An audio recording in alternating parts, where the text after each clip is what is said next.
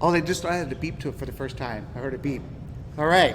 Well, we are in the book of Ecclesiastes, but before we get going, we want to do some preparation.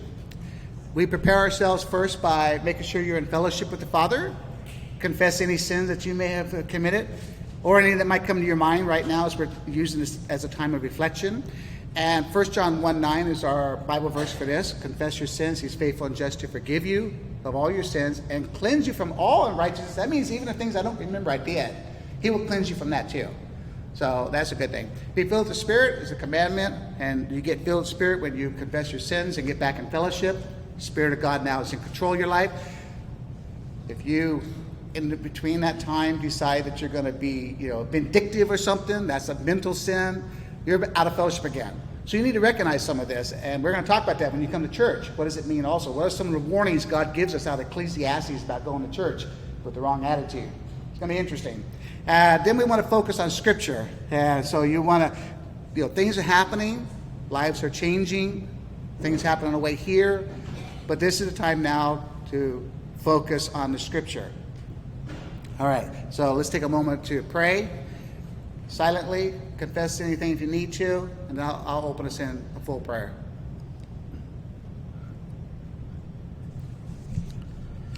Father, thank you so much that your word is truthful and your word is powerful. And you have given us a promise. If we confess our sins, you are faithful and just to forgive us and to cleanse us from all unrighteousness because of the price that Jesus Christ paid on the cross for us. It's because of his blood being shed that we are made holy vessels for you. We ask that your Spirit be in charge of this morning's teaching, that you would anoint me to be able to teach accurately, and that you would anoint us as students to learn from the Holy Spirit. And may you, Father, be glorified, and Jesus be glorified, and may the Holy Spirit be glorified in this study. In Jesus' name, amen. All right. So we're going to first have a little introduction, and this kind of catches us up. Also, we're going to be in chapters 4 and 5, and in chapter 4, we start toward the end of it. So I'm going to give you a summary of chapter 4 as well, if you haven't had a chance to read it yet. So, first of all, Solomon's life experiments. When Solomon first examined life under the sun, his viewpoint was detached. He was doing philosophy. And remember now, Solomon is out of fellowship. People get confused by that he's not writing this stuff down the way that you're supposed to live your life. He's actually writing things down that you should not do this. There's lots in there that you're going to learn that contradict the Scripture, and I'm going to show a couple of those this morning. They are contradictory only because they're teaching you the opposite, and God's using that to also train us on what not to do. So I want to make sure we get that. So his experiment, he's detached. He's using some philosophy. His conclusion, though, was that life was meaningless and empty. And then he goes on to ask some more questions, and now he's going to do observation. He's observing people and learning from what people are doing. And he's learned that life is not simple. Life is not simple, and he says there's a lot of pain in life. There's a lot of, we have to look at life and death, time, eternity. He understands there's a final judgment. So things come out in those first 3 chapters. They're pretty incredible. If all you have was the first 3 chapters, there's a lot that you can learn from that about life and what God wants you to know. But in chapter 4, we're going to learn something interesting here. So in chapter 4, he's going to record his observations from visiting 4 different places. And so the first place he's going to look at is in the courtroom. So if you turn over to chapter 4, the first couple verses there, verses 1, 2, and 3, takes place in a courtroom. We're not going to spend much time on this. I'm just kind of giving you a summary. You can go back and read it for yourself. But it's a courtroom. And in this courtroom, Solomon is looking at the court system. Now remember, this is a Mosaic system set up. It's got judges, and there are multiple districts. And he went out and visited the justice system. It'd be like a king, well, in our case, a president visiting the different judges and seeing how well do they do. It's like that. He's going around seeing how justice is being served to the people. And he realized that there's a lot of people who are innocent, but their painful lives take place inside the courtroom, where their innocence is being exploited by judges that are not honest. They're corrupt. And so the king, Solomon, is getting really upset with this, that where is justice? And he sees that the people are oppressed by that justice system. And he also recognizes that the people themselves, they're in sorrow and oppression, and there are people that can help them that don't. So, very common to what we see in some of our justice systems ourselves. There's like, well, where's justice at? And you would think, okay, he's the king. King can change this, right? No, because once he starts to go into the justice system and starts to change one thing, there's something else that happens over here and so on. It's a non-stop job to try to correct everybody in justice and all the courts. And so he just comes up with a conclusion. And his conclusion is that it's better to be dead than alive. Because no matter what happens, it's going to be oppressive. So this is again, he's out of fellowship, remember? He's looking at the court system and he's saying, man, there's so much misery, it's so terrible. He concludes, better to not be alive. He even goes beyond that. He says, not even to have been born. Who did we hear that from before? Job. Remember, Job says, life is so bad, it'd be better, I had not even been born. So Solomon comes up with a very similar conclusion. All right, so he doesn't like the court system. The next place he visits in chapter 4 is the marketplace. This is verses 4 through 8. And I want you to see a couple of interesting things here about this marketplace. There are 4 types of men that he's going to look at. I call them the 4 eyes. And the first one is the industrious man. The industrious man is the person who is working really hard, and they have mastered their skills. They put out wonderful products, did a really good job, but the heart is not right about why they're having labor.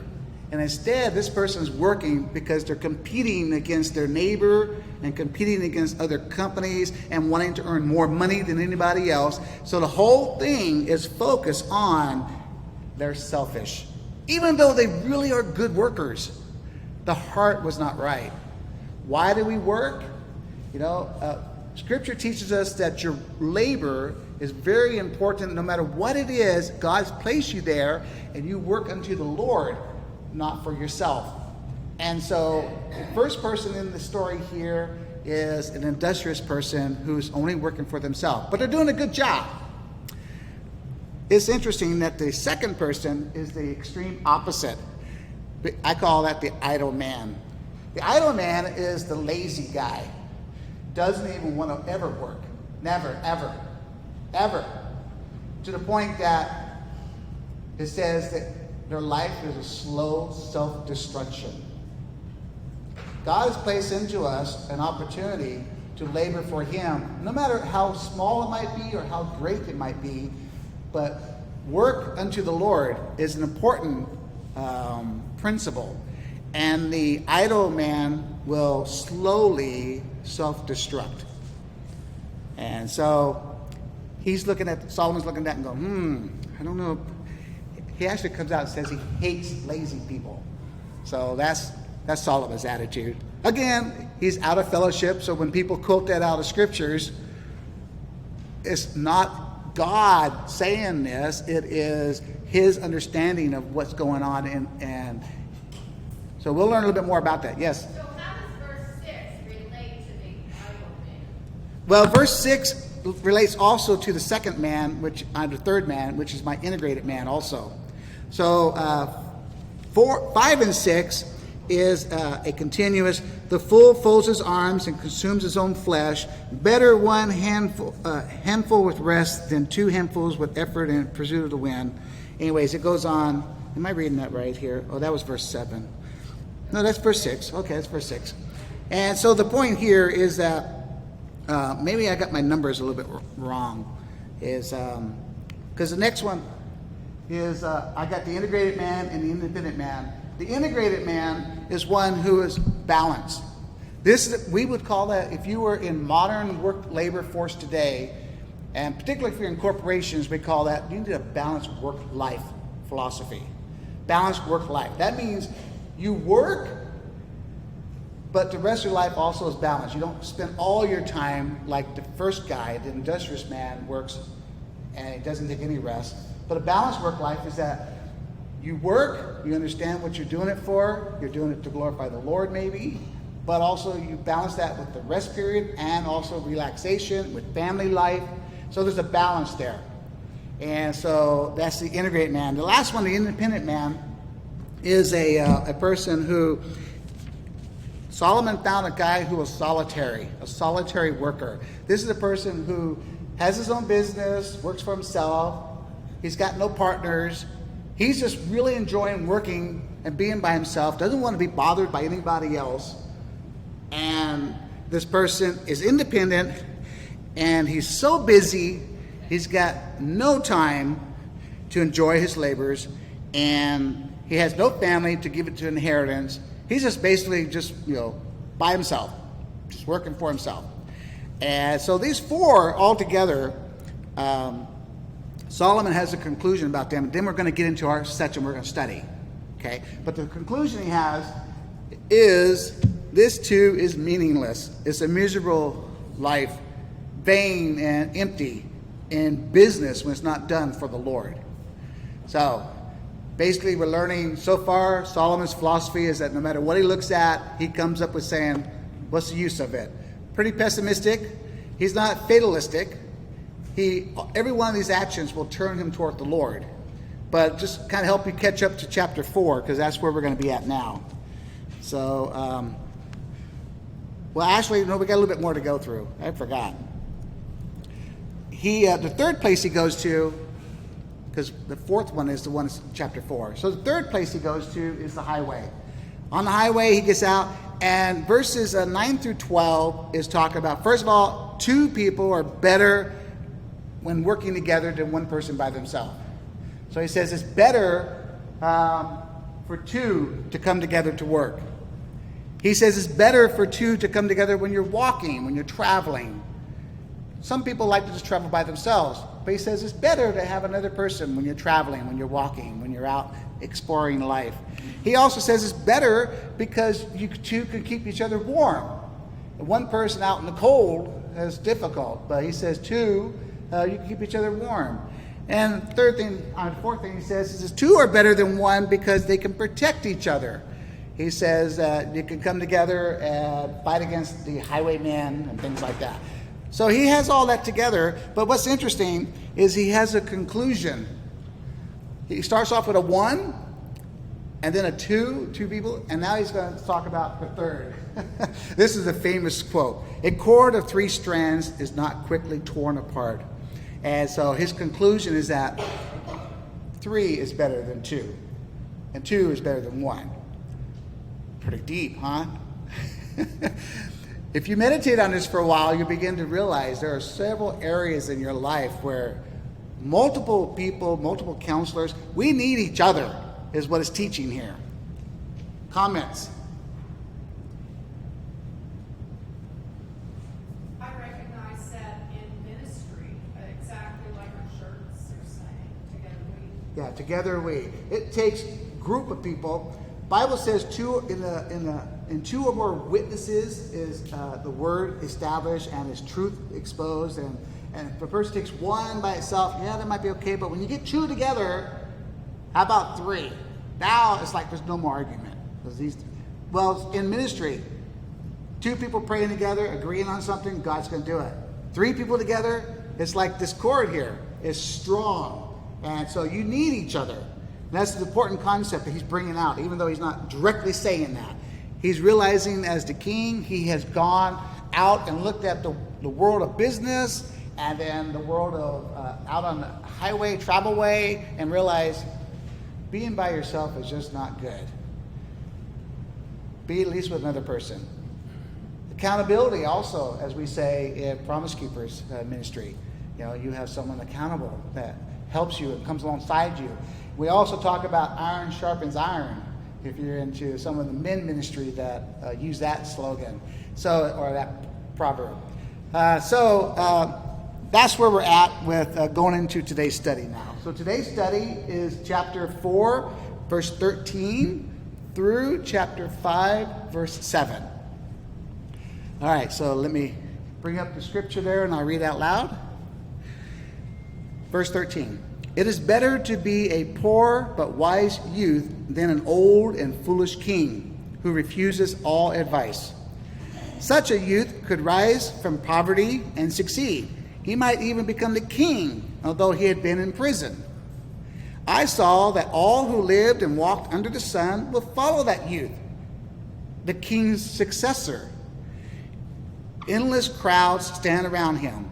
But then another generation grows up and rejects him too. So it's all meaningless, like chasing the wind.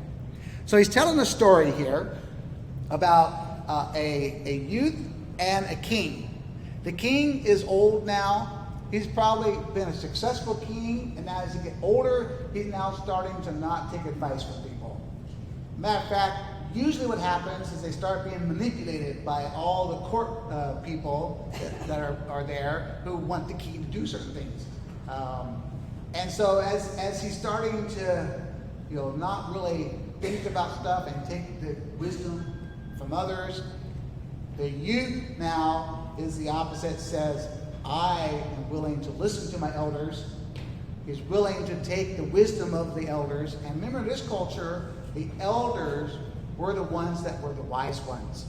Youths were not wise. So it's the life experience, it's scripture experience, there's a lot there.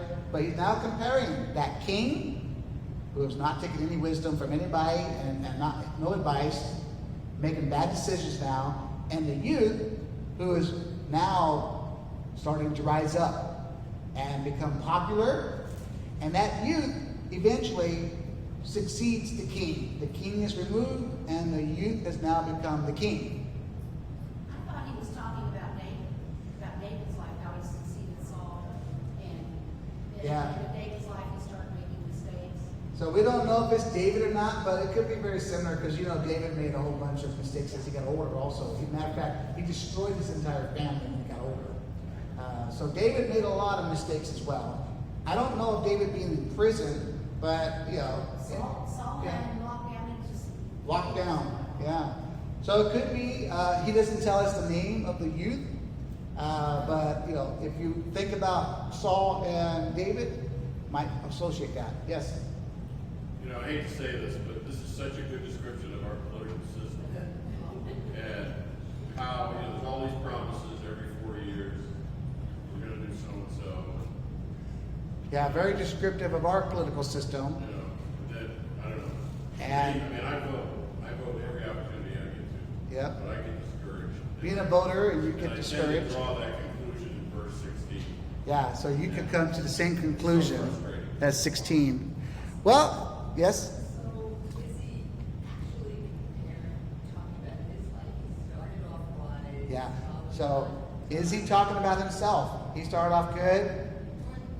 Politicians start that way. They come in with Yeah. intentions, and once they've been there for a little while. Very good. So she's seen the pattern also, just like Eric, and that is they start off good, and then over time they seem to get like brain dead. It's like you're not making good decisions now. You start off good, but you're not now. Well, the youth here is the replacement. Starts off good, but then the youth is replaced. Do you see that? The youth gets replaced. It says here, the next generation grows up and rejects the youth who now is older, who's now, the king, and now the king maybe is not making right decisions, and now the next generation gets rid of him or her. Depends on who's the leadership there. So we see a pattern here, and he comes up with this conclusion. In politics, it's like chasing the wind. All right. So let's look at in the palace. That's the fourth place that he goes and looks at.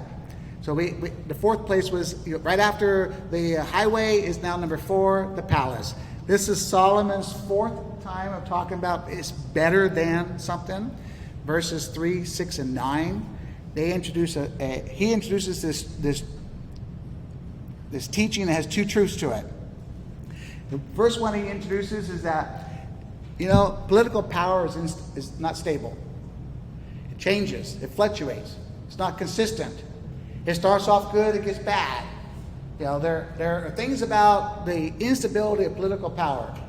And even the king, Solomon himself, is looking at that, realizing, this is not good. But this is another part that's interesting. The fickleness of the popularity.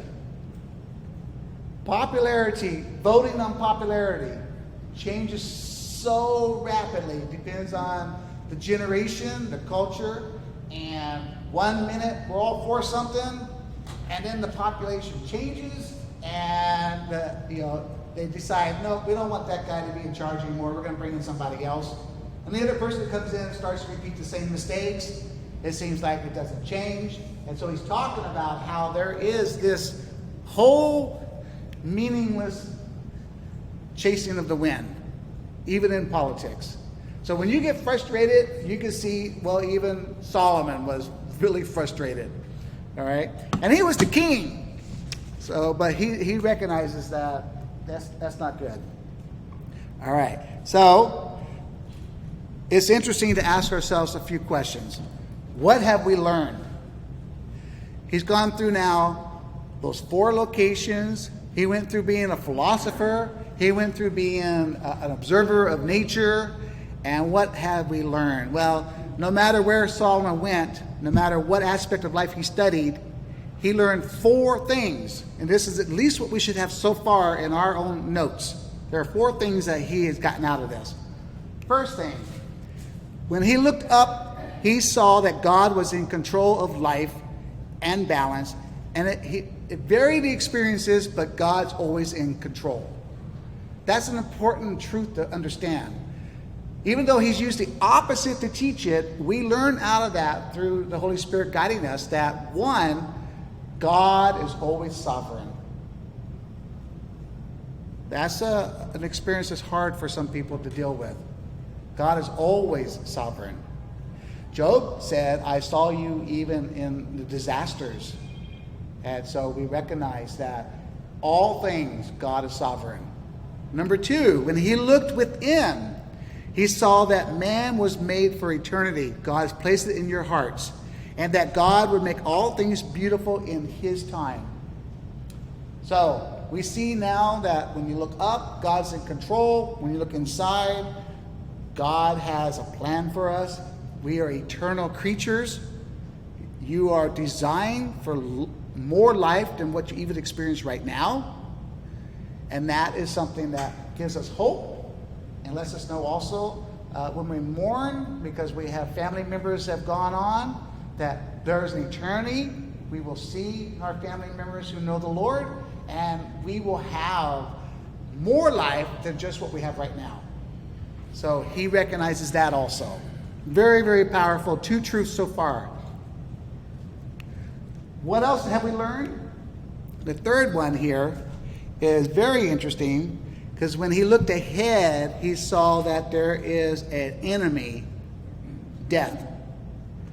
So no matter how much he did in his human wisdom, remember he's out of fellowship, in his human wisdom he's making right decisions and stuff for the world around him. He's building things, he's doing all kinds of incredible stuff. So he recognizes at the end there's death. Can't take any of that with me. All the things that I've done, matter of fact, even his legacy will eventually be forgotten. Even the nation today, you talk about Solomon to any of them in Israel, yeah, he was a great king. We think he was a real person. What do you mean you think? Okay, so his legacy also has faded with time, even though he's a great man. And the last thing we see that we get out of these chapters so far is as he looked around, and this is what we just now got out of the 4 places, he realized that life is very complex and very difficult. It's not easy to explain when things happen. We know God's in control, but then we don't always understand why did that happen. Life is very, very complex. So we have that so far as some basic information. So we get a conclusion from that, and that is we need each other and we need God. Pretty simple. It's a conclusion that we all together need each other and we all together need God. No one person by themselves can do and can live the life. We need each other and God. I thought that was cool because when I got this shirt the other day, came here for the serving night, Friday night, on my birthday. I thought, hey, this is really cool. I get this shirt here, and I'm thinking, this is the same thing we're teaching in the book of Ecclesiastes this week. So I had to put it on. Yeah. All right. Well, here's some personal reflection time. Okay? Got to ask some questions. What are we getting out of this? Because I'm telling you from here out to you, but now here's stuff that you need to look at for yourself. Why is it important that we regularly assess our lives to see if we're building our own kingdom, like Solomon was talking about, or are you working to build the kingdom of God? So the question is, why is it important that you regularly assess what you're doing? Well, it's just like driving a car. I mean, you're going down the road, you think you're going this way, but if you look closely, you may be going off ever so slightly, so you've got to do corrections. Okay, so she's using the car example that you're steering it straight, but in reality, you're making slight adjustments as you're driving because it's going off a little bit. Yes? In art, I do something similar. Every so often, I step back from the piece because if you focus on one spot too closely, it'll distort the entire attention. Okay, so she's sharing that, I'm repeating this so we get it in the recording. She's sharing that in art, she's an artist, when she focuses on one area, she's doing a good job, but she's got so often back out and look at the overall picture to see if she didn't get distorted or not, make sure it all fits in what she's doing. I think that it also kind of gives us a personal accountability to see if we're doing God's will or if we shift it to works. Okay. Where we're doing it for ourselves. So accountability, your regular assessment is are you doing this for God or are you doing it for yourself? And you have to evaluate that. And sometimes you might say, oh, wait a minute, I got to change what I'm doing because I'm doing it for myself, which has no value. You want to do it for God, it has eternal value. All right? And I think that we have to continually monitor our selfish nature, which is our human nature. And it's like walking through the woods. You mark your trail because if you're right-handed, you'll walk in a circle to the right. And so I think we will walk into a selfish path if we're not continually correcting. All right, thank you. So she's sharing that we're fallen creatures, we're selfish. And therefore, we need to assess ourselves on a regular basis because that selfishness will creep up and it'll start leading you the wrong way. And just like in the woods, if you're a right-handed person, eventually you start always going to a right area and eventually you go around the big circle, come back where you started at, which is not achieving much at all. All right, so there are reasons why we need to do this assessment. Very important that you recognize you're a kingdom builder. If you don't see yourself as a builder of God's kingdom, then we need to get some more doctrine inside of you. Okay, because that's your first role and function. The gospel is you're sharing it outward, but also your life is a part of that sharing, and it becomes the extension of, are you building the kingdom? Or are you just taking things for yourself? It's very easy when we're really good at something. I mean, like we're masters at it. It's really easy to just focus on what I do and forget, oh, I'm doing this for the kingdom. When you reevaluate, reassess, you begin to realize I'm doing it for the kingdom. Now, you might actually feel the Holy Spirit lead you a little bit differently than you doing it on your own. All right, so I want to encourage that. But there's a second thing I want to bring up as a personal reflection.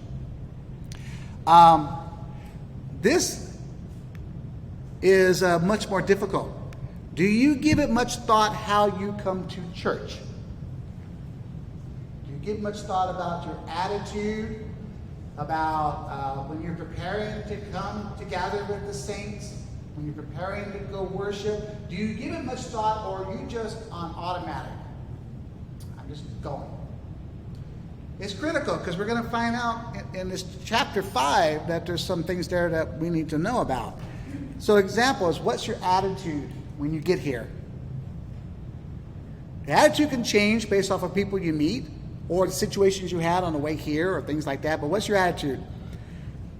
But this next one is a kicker. This is a critical question to yourself. How important are the words you speak to God when you're at church? How important are your words when you are talking to God and you're in God's house? We all know that our bodies is the house of God. But as a metaphor, when you're here in the church building and you're praying or talking to God, how important are your words? We're going to find out they are critical, because some people are very foolish, and God says, that's a foolish prayer, foolish talk. How many of us have taught our children, God is good, God is great, let us thank Him for the food? And that's our prayer. So we have children prayer, like poetry kind of prayer, that we say that and we're done. Yeah. Yeah. So, aren't your words to God important no matter where you are? Interesting. You should have that same. So, are your words to God, no matter where you are, you should be aware of your words to God? I would agree with that. But the scripture right now we're going to go to is talking about when you enter into the house of God. But we're going to see how that also is a carnal thinker, and we are spiritual thinkers. She immediately jumped to applying it to her entire life, because she knows that she is the temple of God, and how she talks is critical.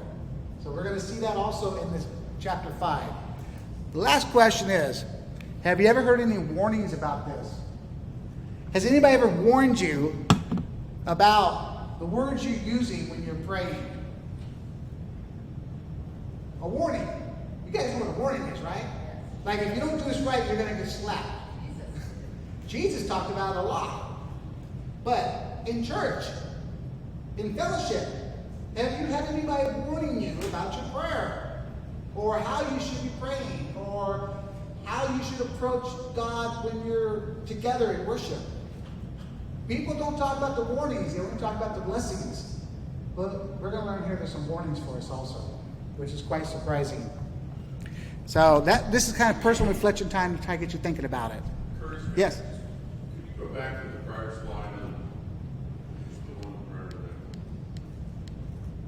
I think when we do this assessment, one of the things I've learned in my later years is how we spend our time is an important part of that assessment.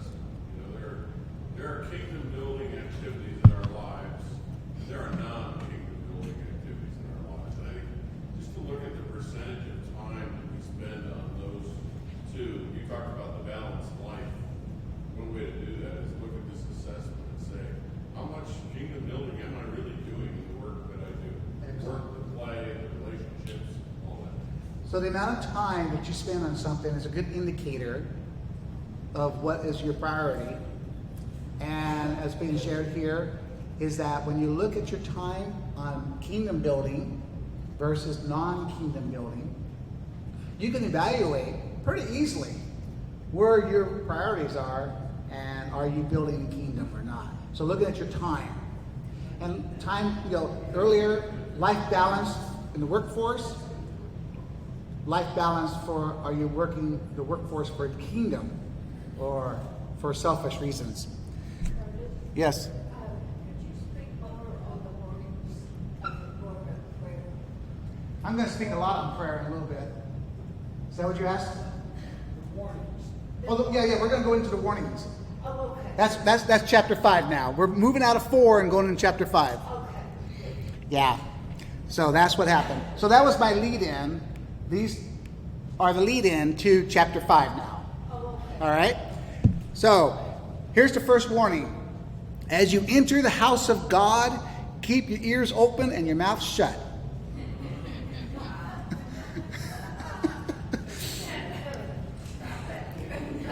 It is evil to make mindless offerings, mindless sacrifices, mindless prayers to God. The word evil, we're going to study that in a moment. Wow, God, evil, what's that about? Yeah. Yeah. I'm using a Living Bible version so you can get some modern language out of this. All right. Don't make rash promises. Now, this is still in church. You're promising God. Don't make rash promises. Don't be hasty in bringing matters before God. After all, God is in heaven. You're here on the earth, so let your words be few. We'll talk about what that means. But it's like, if the president walks into the building, no matter what your political affiliation is, you're going to show respect. The president is here. You are not just going to be a bumbling idiot and embarrassing yourself and everybody else. You're going to think about what you want to say, if you have anything to say, and make sure that it's, good. Now, maybe some of us might be overwhelmed by what we want to say that we don't even give it much thought. But it says right here, don't hurry. So it's just an example. We're going to get into more detail, though, for you. So here's a couple of warnings, then. We got, keep your ears open, your mouth shut. We have, don't make mindless offerings. Don't make rash promises. Don't be in a hurry. And let your words be few. Let's take that apart a little bit. Although I did like this one. Keep your ears open, your mouth shut. What? I can't hear you, God. What did you say? Because I'm so busy talking. I can't hear him. I'm busy, being a little bee, visiting everybody here, and talking, not even realizing God is trying to say something to me. All right, so I just think it's interesting. Are you hearing the voice of God? And that's how he starts off verse 5. And so it tells us some fascinating things here when we look at the Hebrew language. How to approach Almighty God. It says, keep yourself, guard yourself. The very beginning, chapter, verse 1. And the Hebrew word here for to guard or to keep is to be cautious, be careful, shamar. You are not to just flippantly approach God. Now that's interesting because I'm going to give you some other verses. This is a person speaking out of the carnal mind. Notice how every one of you now are trying to apply this to your lives when this is a carnal person talking. We're going to find out what does it say in the New Testament about how we approach God. And I can find more in the Old Testament, but I want to show you where we point out some of the contradictions. Keep your mouth shut. Yeah, everybody thought that was pretty funny. But it says, Shamar, you are to be very careful when you go to the house of God. However, there's a however here, because I'm going to go to the New Testament now. How are we to approach God as holy vessels, each and every one of you, a child of God? What does the book of Hebrews teach about how you should approach God? Boldly. So let us come boldly to the throne of our gracious God. There we will receive his mercy, and we will find grace to help us when we need it most. Hebrews 4:16. So immediately, every one of you went into a guilt complex from a carnal speaker, because we saw it in the Bible and we tried to apply it. And yeah, don't be talking so much and so on. But the point was this. How do we now, as believers, approach God? You are to approach him as your Abba, your Father, your Daddy. And you can boldly go into the throne. Why? Because you yourselves are royal priesthood. Royal, that means that you are a member of the royal family. Do you think of yourself as a prince or a princess? Do you think of yourself as a lord? Because he's the King of kings.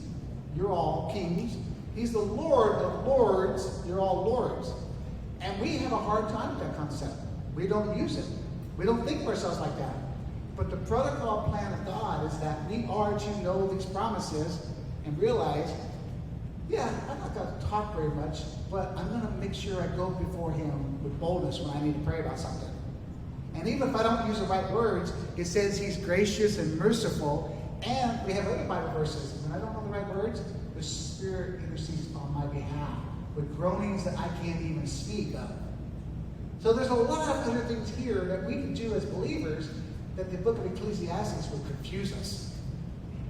Now, that's the reason I was telling you, it's important that we begin to approach this with the right fellowship. Because if we're out of fellowship, you might be saying, oh man, that's all contradictory. And that's why I wanted to point it out to you. All right, now any comments? Yes? Isn't there a fine line, though, as far as being reverent towards God and His holiness? Yes, so the reverence and holiness of God, we're going to see that. He's going to focus back on that, and God's going to focus on it too. We are to approach Him as a holy God with fear and reverence. I agree. And that's our conclusion when we get done with our chapter today. You're doing a great job, though. I want you to read again. Know what the answers are. I tell my students all the time, if I ask you a question, it's because I expect you already know the answer. Right? And the Socratic method of teaching, it comes out. I ask a question, they start to talk about it. Before a while, they have the answers. They just didn't realize that they had it. And so it's a powerful way of learning that you know that you have answers. But sometimes it takes a teacher to kind of draw it out of you. All right, so let's go a little bit further now and see what else is in the book. Do we have time? Oh, yeah, we got plenty of time. All right. When someone asks a question, could you repeat it for Mike? Oh, I didn't repeat a question that time? I try to always repeat, but I didn't do it that time? No. Okay, I'm sorry. Is there a fine line?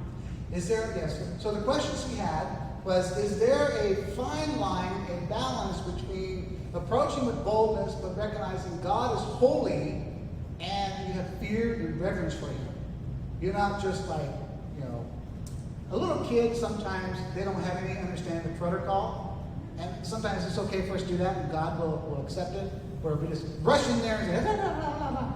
And other times we come and say, we have a worshipful attitude of thankfulness and knowing that He's holy. And so her question was, make sure that we recognize both. That we're not just flippant Christians on the bold side. Because that sometimes can be interpreted wrong. Does that help? All right. So I will try to repeat. Yes? The thought here, I look at myself and I look at others around me who are timid about approaching the throne of God when they feel guilt and shame about their past. All right. That's a good point. And I think this scripture can really be an encouragement. Very good. So let me repeat that also. He's making a comment, not a question. And the comment is, it's important to recognize that some people go to God very shameful, timid. They're not bold. Most likely, the impact was from sin in their life. They feel ashamed of themselves. And they think God thinks the same way about them. But remember, God knows everything about you. There is no secrets He don't know. And He's already covered every single thing in the blood of Jesus. So if you, 1 John 1:9, rebound, confess your sin, get back in right fellowship, now you can feel more confident about when you're praying about something. That's the importance of rebound, repentance. Well, let me go further. It says here, do you make promises to God? So, first of all, it's interesting. It says, don't make rash promises to God. It doesn't say don't make a promise. It says don't make rash promises. And rash promises is interesting because the Hebrew word for that is vaha. That is a person who's in a hurry. You are not thinking out what your promise is all about. You're not thinking of the full consequences of that promise that you're making. You're being very rash and in a hurry, and you just want to get something from God, so you're making a promise. That He doesn't like. Matter of fact, He calls that a foolish thing to do, and He goes further and starts to use the word evil. That's scary. So, first of all, foolish is that you're not attentive or mindful to what your words are. A fool, it fills her silence with lots of words. Because, I love the scriptures. It says, it's better to not say anything and appear wise than to speak and remove all doubt. Foolish person, all right? So instead of stopping and saying, well, maybe I should be thinking about this, the foolish person to start, talking. And usually, if it's in a prayer form, the person is like, well, God, I promise I'll never ever sin again. That is a foolish promise, okay? So let's recognize that we are sinful creatures until you get your glorified body, which removes all sin out of the body also. Until you get your glorified body, you're a sinner. Okay? but you're a saint also. You're set aside and made holy by God. All right, so let's go further. And verse 3. Yeah, verse 3 says, many cares gives you restless dreams. Too many words make you a fool. Actually, in the Living Bible, again, I like it this way. Just as being too busy will give you nightmares, so being a fool will make you a blabbermouth. All right. We can talk about that for a little while, but I want to go on to some other stuff. By the way, that's a Hebrew proverb, and it means speaking foolishly with empty prayers. You know, that's a rabbi saying also. And I thought that was interesting when I came across a rabbi talking about that out on the internet. He says, don't be a blabbermouth when you're talking to God. You know, he says, make sure you give it some thought. I like that guy. He did a good job. All right, so some personal reflection then. The personal reflection here is, why is our preparation for worship and receiving the preaching of the word important as we approach God? Why is our preparation important? Any comments? God doesn't hear you if you're out of fellowship. Okay, so she made an accurate observation. God will not hear your prayers when you're out of fellowship. He hears you when you confess your prayers. But the scripture says that if you are not in fellowship with him, he basically ignores it. Okay? And that's a hard thing for us to realize. I'm out of fellowship a lot. Yeah. So that's why you got to rebound a lot. You got to repent a lot. So the Bible talks a lot about fearing God. Yeah. So fear something, you should think about it, Right. critical thinking, and approach it. Yes, so God, the scripture talks about fearing God. And to fear something, you've got to add some critical thought to it, and you think about it, and you know the right way to approach that topic. With caution. Okay? With reverence in the case of God. Because there's a different word for fear that's used in the Bible. So, I'm going to try to make this short, but Oh, come on, Pam. if you go to the parable of the sower, Ray Vanderland does a teaching on this, that this is our heart, the different soils, and if we have, the seeds are sown on the path, the rocky ground, the thorns, and the good soil, and our heart has to be receptive to receive the seeds that are preached or taught or whatever, and if you haven't prepared what's inside, you can't receive the seed. Excellent. So, you have a heart. By the way, the heart is the right lobe of the soul. And the cardia is what's called in Greek. The mind is the left lobe of the soul. It's the part that takes in the words and vocabulary. And it moves over into the heart when you add faith to it. So I won't get into all that right now, but we will study that a lot in Thessalonians. But the heart has got to be prepared. The story, the parable of the seed and the sower of the seeds, they're different soil. It depends on the soil, how it was prepared, whether or not it's going to receive that seed, and is that seed going to blossom? Is it going to grow? You have a heart that needs to be prepared. If it's not prepared, if it's hard, calloused, which happens to Christians, you're not going to receive that seed. It's not going to grow in you. If you have fallow ground, it's been broken up, the heart's been broken up, and is humble and ready to learn from God, that seed will be received, and it will grow. So that's why preparation is very important. And why do I always bring it up every time we talk? I talk about rebound, preparing your heart, getting right with God every single time. Some of you have asked me afterwards, you bring it up every time. I go, yeah, I do. And I'm not being, arrogant about it. I'm saying we have to remind ourselves often. Well, also, it impacts your prayers. And Katina just talked about that as well. So personal reflection there. Apply this to your life. Let's get into Ecclesiastes 4, verse 4 and 5. I hope we can get to the end here. It looks like we're running out a little bit of time here. So, when you make a promise to God, don't delay in following through, for God takes no pleasure in fools. Keep all the promises you make to him. It's better to say nothing than to make a promise and not keep it. So it's interesting because it says, don't delay. There's a lot of people who make promises, and because they delayed in it, they don't fulfill the promise. They don't complete it. And so follow through is important. Keep all the promises that you make to God. Keep them all. If you got to write it down, write it down. Keep a prayer journal if you're doing that. I personally try not to make very many promises because I don't have a good memory. It's like, okay, the older I get, the less I'm remembering, so therefore, less promises. But it's better to say nothing than to make a promise and not keep it. This is in regular life as well, not just to God, but to people. In your life, they're looking at you. If you say something that sounds like a promise, maybe you didn't say, I promise you, but maybe you said something like, I will do this. That's a promise. Then people are watching. Did you do that or not? And I sometimes forget. And so I ask my students, if I say something, please remind me. I want to fulfill it. But it's better if I can remind myself, then I look better. But recognizing that God is wanting to work in my life, I want to be a promise keeper. I want to keep it. It's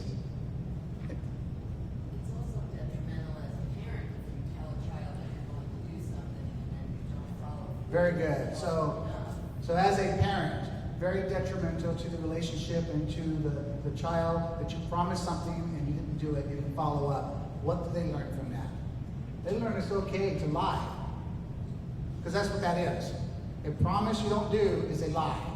A promise you do is a fulfilled promise. It also shows you don't love them. Yeah, the loving part, it's hard to understand because there are actually 4 different kinds of love, and they get those all confused. But yes, I agree. Well, let's go a little bit further here in 6 and 7. Don't let your mouth make you sin. And don't defend yourself by telling the temple messenger that the promise you made was a mistake. That would make God angry, and you might wipe out everything that you have achieved. Let's talk about that for a moment here. The first part is easy to follow. Your mouth can lead you into sin. Put your hand over your mouth.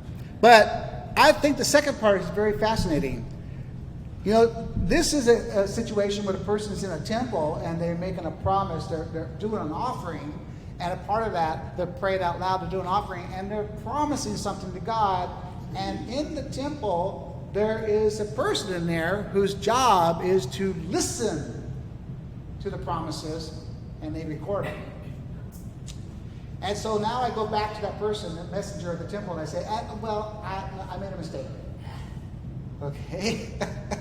You made a mistake? No, it says right here that you're going to give $1,000 or whatever it is, right?